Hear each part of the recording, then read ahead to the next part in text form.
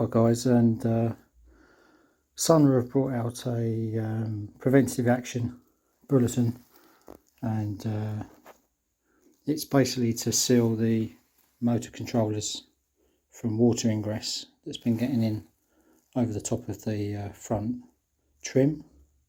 As you can see, it runs over the top there and then down into the controllers, and it's rotting them out. Fortunately for me, when I took mine apart, mine are clean. So I think maybe people with jet washing and stuff like that, maybe it's happening more to them or people that are nearer to the coast. But anyway, they send out a kit.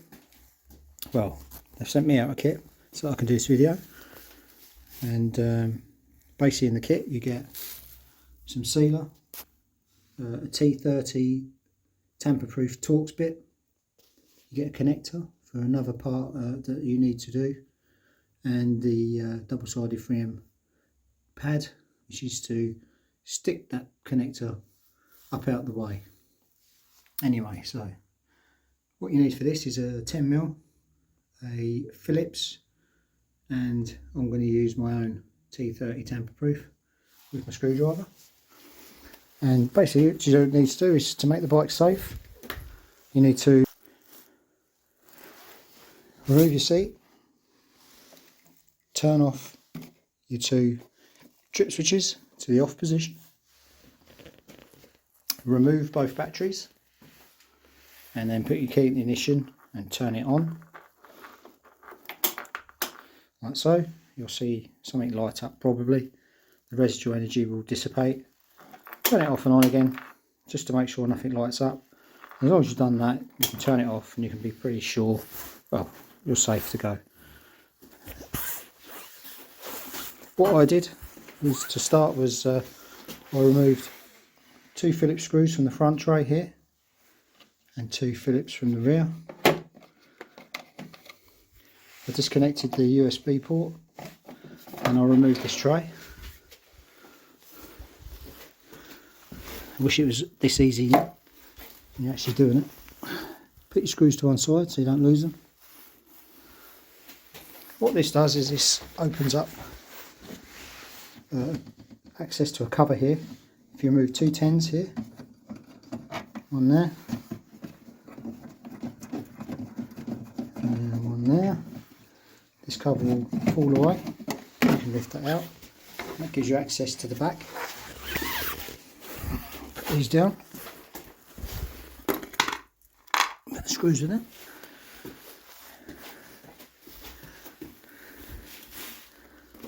We then want to get your T30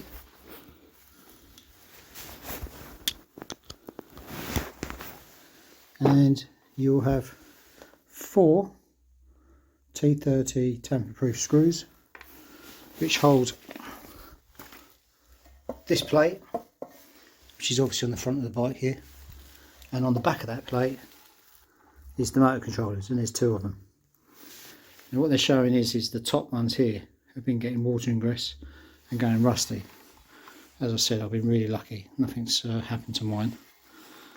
But the main reason I removed it completely, unplugging it from everything in there, because I wanted to make sure that I could clean it all and just double check that there was no corrosion on any of the terminals, in the plugs and stuff like that.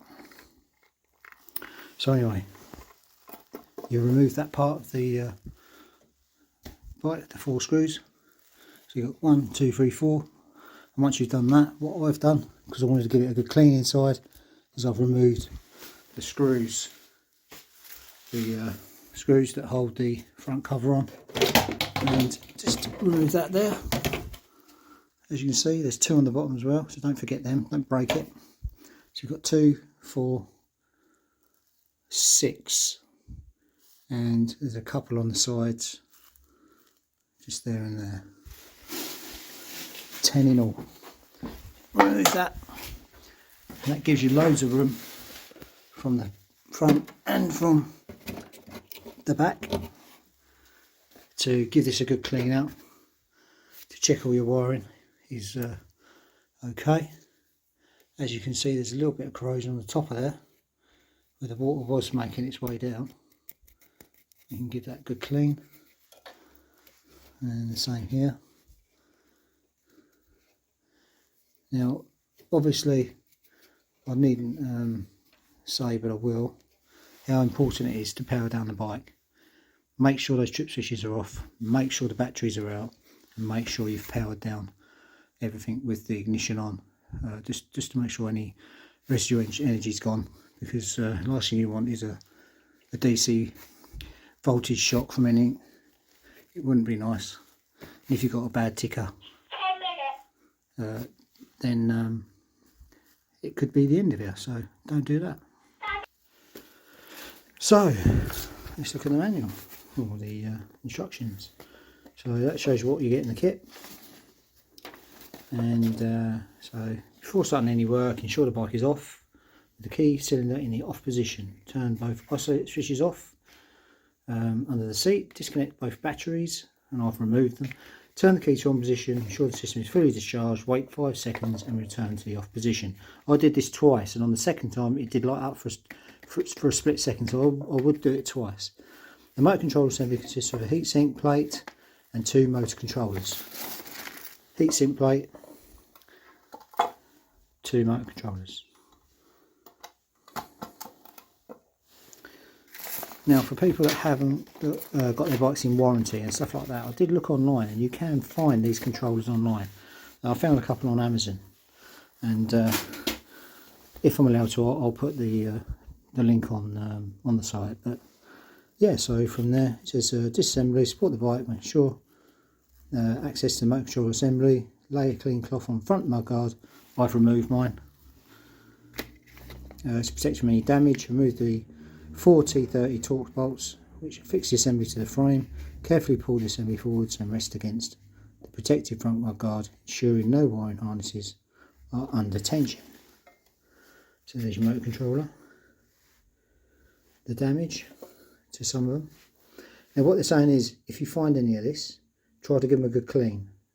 It's likely that you'll be able to clean them up. Even if they're clean, give them a good clean. Yeah, it won't hurt. And yeah, connect them dry. I wouldn't be tempted to put anything on them, any grease and stuff like that. It's probably cause corrosion anyway, but give them a good clean. Make sure there's no rust, any signs of rust on there. Refit them back to the motor controller, and then you can go and carry out the sealing. So basically what we've got is, put this to the side. What they're showing is with the sealant, they're asking you to put a bead of sealant down the centre. And as you can see, it's recessed just there. So they're asking you to fill that middle recess up, so that it protrudes from the top. Not so it's flush, but so it sticks up from the top of there, so that when you put the covers on, which are these chaps here, I'm assuming that when you push it on, as you can see here, it creates a seal down the centre of the two, just in case one or the other gets water in it, it can't cross over to the other side. And then they're asking you to, as you can see, let's show you the motor control, how it protrudes from the top. That's important as well, so make sure you do. Then fill the tops of these parts here, inside there and there, preferably not on your terminals, but make sure you get a good amount of sealant in there, so that when you push your wires in and do them up, the sealer will surround the cable, so that any water that comes down the cable cannot enter the controller. It will run around the sides and run down, and hopefully off the controller without causing any other problems. Now, as you can see, there's a picture here, the sealant in there with the cover on in place, so you can see that no water will run down into the controller. So it says here, carefully pull the harness outboard and apply sealant behind each wire before returning to the original position. There should be no remaining gap. Sealant applied to the void between harnesses and controller housing. Replace the terminal cover and close the remaining void with sealant, but do not fill the terminal cover. Obviously, I mean, they don't want you to fill this whole thing up with sealer thinking it's, you know, that's the best thing to do. They have the reasons for saying that. I mean, they're the professionals, so that's what I would do. Just do as they tell you to do. And it says here, place terminal cover, close remaining void with sealant, smooth over to ensure there are no gaps between the harness and the controller. Repeat the process on the right hand controller. Reassemble the bike and allow the seat to cure before exposing to rain. Reconnect the batteries and switch on both isolators under the seat. Test ride and confirm normal operation. And it says, notify Sunra UK of the procedure completion by email. Warranty at Sunra. And blah blah blah. Stating VIN, completion date, and operator and company details. I'm not sure if that means a dealer would have to do that, or if you're lucky enough to be able to get the kit like I have, where I can send them. But that is who you send it to. Stating VIN, completion date, operator, and company details. And that's it, basically. So, I mean, there's not much more to it.